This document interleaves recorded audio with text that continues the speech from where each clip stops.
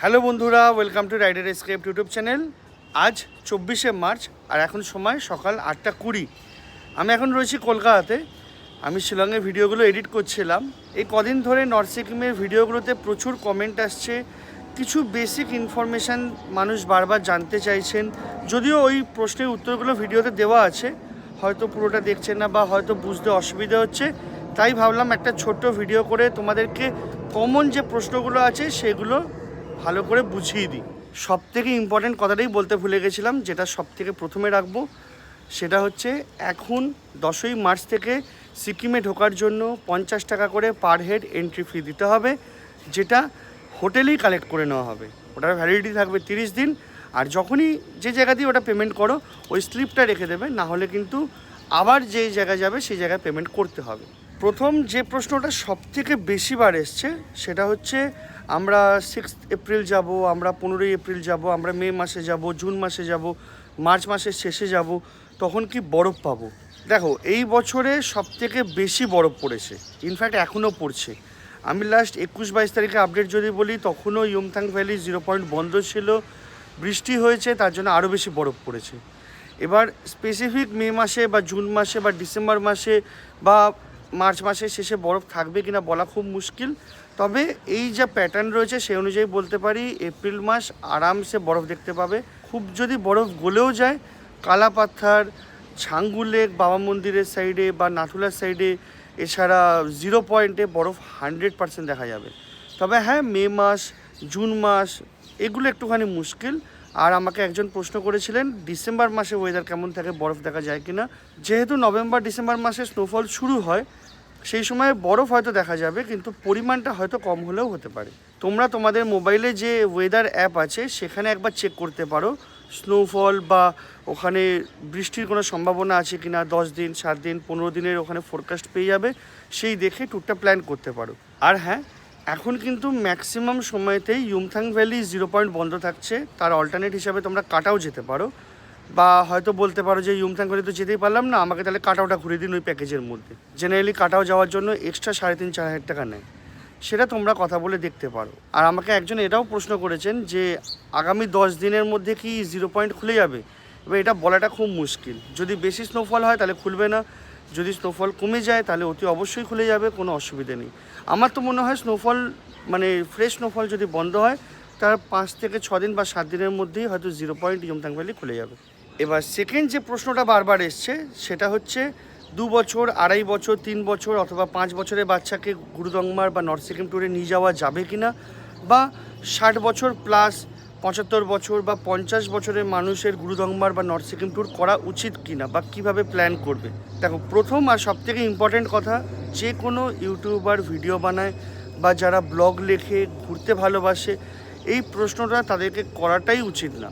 তার কারণটা হচ্ছে, আমরা ডাক্তার না, আর কোন মানুষের শরীর ওপরে গিয়ে কীরকম রিয়্যাক্ট করবে সেটা কেউই জানি না। আমি নিজে দেখেছি লাদাখে 70 বছরের মানুষ দৌড়ে বেড়াচ্ছে, আবার সেখানে 34 বছরের মানুষের শরীর খারাপ হয়েছে। 18 বছরের ছোট, মানে তুলনামূলক তো আমার থেকে ছোটোই হবে, 18 বছরের একটা ছেলে বা মেয়ে, তার শরীর খারাপ হচ্ছে, অথচ 50-60 বছরের মানুষ প্যাংগং লেকের ধারে খারদুংলাতে ঘুরে বেড়াচ্ছে।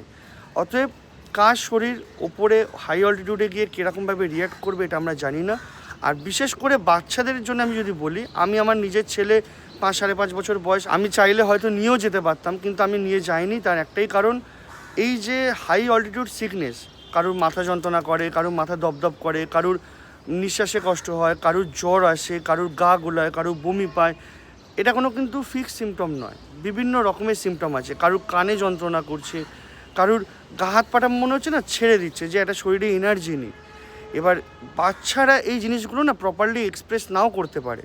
আর তখন কি হবে, তখন শরীর খারাপ হলো, মা বাবা ভাবলো যে না, পাহাড়ি রাস্তা দিয়ে যাচ্ছে বলে হয়তো বমি পাচ্ছে, কোনো অসুবিধে নেই। এবার তখন ক্রিটিক্যাল জায়গায় চলে যেতে পারে। সেই জন্য আমি আমার ছেলেকে নিয়ে যাইনি। ইচ্ছা আছে 8 বছর, 9 বছর, 10 বছর হোক, তারপরে ওকে ভালো করে সব কটা জায়গা ঘোরাবো। আমার অ্যাডভাইস থাকবে সবার কাছে, তাদের বাচ্চা যদি 6-7 বছর, 8 বছর হয়ে যাওয়ার পর নিয়ে যায় ভালো হবে। এবার যদি নিয়ে যাওয়া যাবে কি না বলি, তাহলে আমার শোনা কথা 5 বছর থেকে 60 বছরের মধ্যে গুরুদংমারে অ্যালাউ করে, তার উপরে বা নিচে হলে এক্সট্রা পারমিশন লাগে, ডাক্তারের সার্টিফিকেট লাগে। লাচুং 0 পয়েন্টে আমি 2.5-3 বছর, 4 বছরের বাচ্চাকে যেতে দেখেছি, কিন্তু পার্সোনালি আবারও বলছি, আমার মনে হয় না ওটা সেফ বলে। আর যদি যেতেই হয় সেই ক্ষেত্রে কিছু প্রিকশন নেওয়া দরকার, যেমন 1 নম্বরে ডাক্তারকে দেখিয়ে ফিজিক্যালি সে ফিট কিনা, প্লাস তার কোনো ওষুধের দরকার কিনা সেগুলো জানতে হবে। কারণ অনেক ভিডিওতে অনেকে ডায়ামক্স তারপরে বিভিন্ন রকমের ওষুধের নাম বলে, তার বিভিন্ন সাইড এফেক্ট থাকতে পারে, না জেনে খেয়ে নিলাম অক্সিজেনের জন্য আর ওপরে গিয়ে শরীর খারাপ হলো, এটা তো একটা খুব বাজে জিনিস হয়ে যাবে। অতএব ডাক্তারই কোনো ওষুধ প্রেসক্রাইব করতে পারে।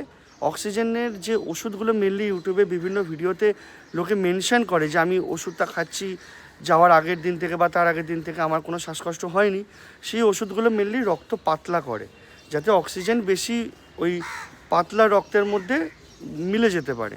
এবার তখন যদি কোনো কাটাকুটি হয়ে যায় বা তখন যদি কেউ অ্যাক্সিডেন্ট করে, কোথাও পড়ে যায়, তখন কিন্তু রক্ত থামতে চাইবে না, যেহেতু রক্ত পাতলা হয়ে গেছে। আমার পড়া কথা, যাদের সালফারে অ্যালার্জি আছে তাদের ডায়ামক্স ট্যাবলেট নেওয়া উচিত না। এবার বাকিটা তোমাদের ইচ্ছে, তোমরা কিভাবে প্ল্যান করবে, তোমাদের ফ্যামিলি, তোমাদের বাচ্চা, তোমাদের বাবা মা বা বয়স্ক দাদু দিদা, আমার মনে হয় তাদের কেয়ার তোমরা ভালোভাবে রাখতে পারবে। এই নিয়ে আমি কোনো কমেন্টের উত্তর দেবো না, কারণ কমেন্টে এই জিনিসটা বোঝানোটা ইম্পসিবল। এবার এর সাথেই আর একটা পয়েন্ট যোগ করি, যেটা কিছু মানুষ প্রশ্ন করেছিলেন, অক্সিজেনের সমস্যা কি বাধ্যতামূলক, মানে ওখানে গেলেই কি অক্সিজেনের সমস্যা হবে? না, কারুর হবে কারুর হবে না। কেউ যারা দৌড়চ্ছে, লাফালাফি করছে বা ছবি তুলবো করে এদিক ওদিক করছে, এক্সাইটেড হয়ে গেছে, তাদের হয়তো হতে পারে, বা যাদের ফিজিক্যালি কোনো প্রবলেম আছে তাদের হতে পারে। অনেকে আছে দরজা বন্ধ করে গাড়িতে যাতায়াত করে, তখন ওই অ্যাটমসফেরিক যে প্রেশারটা চেঞ্জ হয় বলে হতে পারে। জেনারেলি সবার হবে, বা বয়স্ক মানুষদেরই হবে, কম বয়সের মানুষদের হবে না, এরকম কিন্তু কোনো ব্যাপার নেই। আর হ্যাঁ, গুরুদংমারে ঢোকার আগে যে লাস্ট চেকপোস্ট গিয়াগং, ওইখানে কিন্তু অতি অবশ্যই অক্সিজেন ক্যান দেখাতে হবে, পার গাড়িতে মিনিমাম একটা থাকতেই হবে। অতএব তোমরা যখন যাবে তখন পার ফ্যামিলি অক্সিজেন ক্যান রেখে দেওয়া বেটার। একটা 500, 600 বা 700 টাকার জিনিস ঘুরতে গিয়ে এত টাকা খরচা হয়, তোমরা কিনতেই পারো যদি ইউজ না হয়। আর যদি গ্যাংটকের বজ্র ট্যাক্সি স্ট্যান্ডের ওখান থেকে কেনো, তাহলে আগে কথা বলে রাখবে যে ইউজ না হলে আমি যাতে ফেরত দিতে পারি। আমি যেমন আগে থেকে কথা বলে নিয়েছিলাম যে ইউজ না হলে আমি ফেরত দেবো, সেই শর্তেই আমি 600 টাকা দিয়ে অক্সিজেন ক্যান কিনি, আর যখন ফেরত দিই তখন 400 টাকা পেয়েছিলাম। অতএব অক্সিজেন ক্যান নিয়ে যাওয়াটা বাধ্যতামূলক। এছাড়া তোমরা কর্পূর নিয়ে যেতে পারো, ডার্ক চকলেট নিয়ে যেতে পারো, পপকর্ন নিয়ে যেতে পারো, এগুলো বেসিক জিনিস, এগুলোতে পেটও ভরবে। কর্পূর তোমরা শুকতেও পারো, তবে কলকাতা থেকে নিয়ে গেলে ভালো, কোয়ালিটি ভালো হবে, দাম কম হবে। ওখানে গেলে কোয়ালিটি হয়তো একই থাকলেও থাকতে পারে, কিন্তু দাম অনেকটা বেশি হবে। এরপরে যে প্রশ্নগুলো এসছে সেটা হচ্ছে লাচেন লাচুংয়ের রাস্তা কেমন। দেখো, আমি ভিডিওতে যে ফুটেজগুলো দেখিয়েছি সেগুলো রিসেন্ট ফুটেজ, প্লাস আমি খারাপ রাস্তা আর বিউটি বা সিনারি এটাকে বেশি ফোকাস করেছি। ওভারঅল যদি বলি 100%-এর মধ্যে মোটামুটি 30 to 40% বলতে পারো একদম খারাপ রাস্তা থেকে খুব কম খারাপ রাস্তা অবধি এই সেকশনটা পাবে। তবে হ্যাঁ, জার্কিং হবে, জার্নি খুব হেক্টিক হবে। যারা ভাবছো নর্থ সিকিম যাচ্ছি, খুব আরামে যাচ্ছি, খুব ভালো করে ঘুরবো বা রাস্তা খুব ভালো হবে, কোনো ধকল হবে না, সেটা কিন্তু ভুল কথা। যাওয়ার আগে এটা মেন্টাল প্রিপারেশান নিয়ে যেও। গোটা দিনের প্রায় জার্নি হবে, আর জার্নি তুলনামূলক হেক্টিক হবে। আমি ভয় দেখাচ্ছি না, আমি তোমাদেরকে আগে থেকে যেটা হবে সেটা বলে দিচ্ছি। এবারে তোমাদেরকে বলি নেটওয়ার্কের ব্যাপারে। লাচেনে শুধু এয়ারটেল চলেছিল, আর লাচুংয়ে এয়ারটেল জিও দুটোই চলেছিল, দুটোরই স্পিড ভালো ছিল। আর লাচেনে এয়ারটেলের স্পিড খুব ভালো ছিল। আমার কাছে ভোডাফোনও ছিল, কিন্তু আমি স্পেসিফিকলি খেয়াল করিনি। তবে আমার মনে হয় লাচেনে ভোডাফোন ছিল, আর লাচুংয়ে ভোডাফোন খুব ভালো কাজ করেছে। কারণ আমাকে একটা টাইমে ওই ডেলি ডেটা শেষ হয়ে গেছিলো বলে জিও থেকে ভোডাফোনে শিফট করতে হয়েছিল লাচুংয়ে, ওটা আমি করেছিলাম, তখন দেখেছি ভোডাফোন কাজ করছিল। এবার লাস্টে বলি খরচ। আমাকে অনেকেই বলেছে যে নর্থ সিকিম ট্যুরে খরচ কত, মানে 10 জন যাবো এনজিপি টু এনজিপি প্যাকেজ কত হবে, 20 জন যাবো তার প্যাকেজ কত, গ্যাংটক টু গ্যাংটক কত, বা দুজনের নর্থ সিকিমের প্যাকেজ কত। আমার ইন্ডিভিজুয়াল তো সবাইকে প্যাকেজ বলা সম্ভব না, আমি তোমাদেরকে কারেন্ট রেটগুলো বলে দিচ্ছি। তোমরা যদি শেয়ার গাড়িতে যাও তাহলে মোটামুটি 2500 টাকা থেকে 3500 টাকা পার হেড পাবে, যার মধ্যে 2 রাত 3 দিনের গাড়ি ভাড়া, থাকা খাওয়া ইনক্লুডেড। এবার কিছু জায়গা যেটা এক্সট্রা থাকে, যেমন কাটাও, যেমন 0 পয়েন্ট, তারপরে তোমার সাংলাফু লেক, ওদিকে হট স্প্রিং, আর এদিকে কালাপাত্থার, এগুলোর জন্য তোমাদেরকে এক্সট্রা টাকা দিতে হবে। পার জায়গা মোটামুটি ধরে রাখো 3500 থেকে 4000 টাকা। হট স্প্রিং আর সাংলাফু লেক মোটামুটি 1200 থেকে 1500 টাকার মধ্যে। এছাড়া তোমরা যদি রিজার্ভ গাড়ি করে যাও তাহলে বোলেরো বা টাটা সুমো টাইপের যে গাড়িগুলো চলে 10 সিটার, সেগুলো মোটামুটি ধরে রাখতে পারো যে 13-14 হাজার টাকা থেকে 17-18 হাজার টাকা অবধি হতে পারে। সেটা কোন ট্যুর অ্যান্ড ট্রাভেলস বা ড্রাইভারের থেকে বুক করছো, কতটা কমিশন রাখছে বা কতটা প্রফিট করছে তার উপরে ডিপেন্ড করছে, তারপর গাড়ির কন্ডিশনের উপর ডিপেন্ড করছে, বা তোমরা কোন সময় যাচ্ছ সেই সময় ডিমান্ডের উপর ডিপেন্ড করছে। আর যদি ইনোভা, জাইলো এইসব প্রিমিয়াম গাড়ি নাও তাহলে মোটামুটি 3 থেকে 5 হাজার টাকা মতো বেশি। আর যদি তোমরা রিজার্ভ গাড়িতে যাও তাহলে ওখানে মোটামুটি ওই 600 থেকে 700 টাকা করে পার হেড হোটেল পেয়ে যাবে, থাকতে পারবে। একটা বেসিক হোটেলের কথা বলছি। আর যদি তোমরা ভালো জায়গায় থাকতে চাও তার তো কোনো বার নেই, যত ইচ্ছে টাকা দিতে পারো, যত সুন্দর ইচ্ছে জায়গায় থাকতে পারো। আর এর মধ্যেই আরেকটা প্রশ্ন ইনক্লুড করে দিই, সেটা হচ্ছে আমাকে অনেকে বলছেন আমি যে ড্রাইভারের সাথে গেছি সে বিশ্বস্ত কিনা, বা আমি যে ট্রাভেল এজেন্সির সাথে গেছি সে ভালো কিনা। দেখো, আমার পার্সোনাল এক্সপিরিয়েন্সে তাসি ভাইয়ের সাথে আমি একবারই গেছি 2023 সালে। এইবারে আমি গেছি অরুণ ভাই, আমার সামনে দেখেছি মিংমা ভাইকে। আমি জেনারেলি লোককে অবিশ্বাস করি না, তাদের ব্যবহার ভালো লেগেছে। হ্যাঁ, ছোট ছোট হয়তো কিছু মানে এদিক ওদিক ছিল যেগুলো অতটা আমার মনে হয়নি মনে ধরার মতো বা ওগুলোর জন্য খারাপ লাগানোর মতো। তো আমি সেই জন্য বলেছি, এবার তোমরা যখন যাবে অতি অবশ্যই তোমাদের হার্ড অ্যান্ড মানি, তোমরা কষ্ট করে রোজগার করেছো, তোমরা একবার যাচাই করে ভালো করে কথা বলে তারপর যেও।